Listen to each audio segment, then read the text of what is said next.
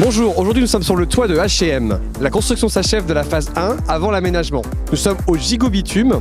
Vous connaissez tous le gigot et le bitume. On va essayer de savoir ce que c'est que le gigot bitume. Venez avec moi.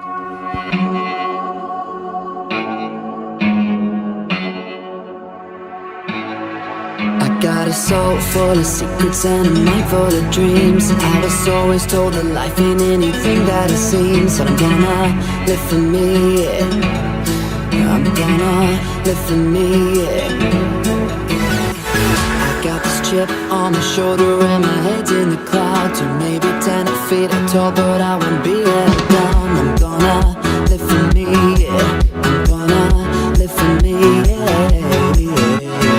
Touch me, you try but you won't touch me. No, me, this time you're gonna know me. Aujourd'hui on est au gigot bitume, c'est une coutume? Exactement, c'est une coutume du bâtiment. C'est la fin du gros œuvre. C'est un moment de remerciement à toutes les équipes qui ont construit cette opération. Qu'est-ce qui s'y passe au gigot bitume? Il y a du gigot? Évidemment, cela va de soi. C'est une recette traditionnelle du bâtiment. Ce sont les étancheurs qui ont mis ça au point. La marmite qui sert à fondre le bitume tient une température idéale pour cuire ce gigot. Alors je n'ai pas tous les détails de la recette, bien évidemment, et d'ailleurs elle est secrète. Mais par contre, je vous inviterai à le goûter, vous verrez, c'est délicieux. Il paraît qu'elle est secrète, la recette du gigot béton. Aucune idée. Non, la recette, on connaît pas. Qu'est-ce qu'un gigot bitume? C'est un gigot qui est plongé dans une marmite de bitume avec laquelle habituellement on fait de l'étanchéité. Est-ce que la recette est secrète?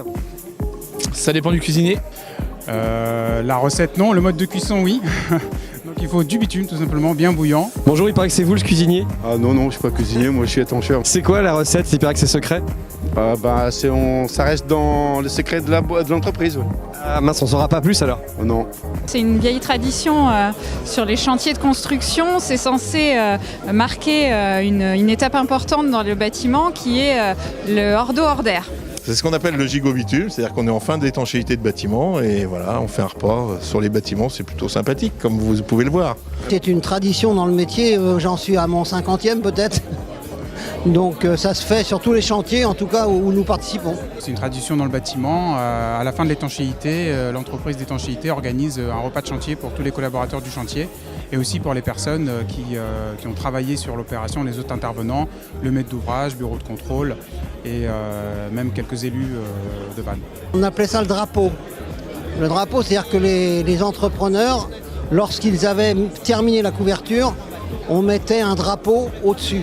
Et donc, moi, à chaque fois que j'ai fait un chantier, il y avait soit un drapeau, soit un méchoui, soit un gigot bitume. C'est un repas convivial, généralement à une fin de chantier, qui s'est perdu au fil des années, mais qui revient à la mode. Tout le monde est convié et oui, s'ils veulent, ils peuvent voir leur patron également. Est-ce que toi, tu connais la recette, parce qu'il paraît qu'elle est secrète? Pas spécialement, non. Personne ne veut nous le dire, ce qu'il y a dans ce gigot béton. Caché. Quelles sont les prochaines phases? Écoutez, la prochaine phase, donc, c'est la livraison de ce bâtiment au preneur qui est H&M. Ensuite, il réalisera ses travaux. Il a plusieurs mois de travaux. Et ensuite, bien évidemment, heureux événement, il ouvrira au public et à sa clientèle vantaise. Est-ce que tu viendras faire tes emplettes chez H&M? Bien sûr, surtout ma femme, qui attend que ça. Touch me, you try but you won't touch me. No, me, this time you're gonna know me.